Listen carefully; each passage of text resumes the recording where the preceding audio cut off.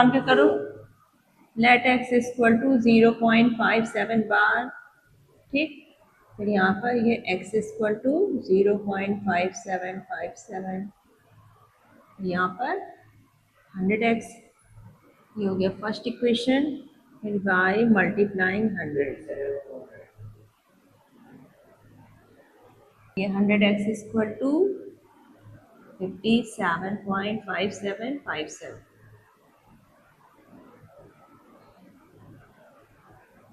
Next, on subtracting equation first from equation second, 100x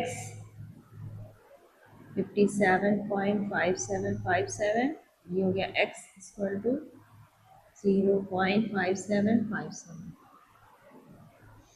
तो ये आ गया हमारा 99x हो गया 57, x इक्वल टू 57/99। 3 से सिंप्लीफाई किया, 3 1 जा 3, 3 9 जा 27 और ये 33।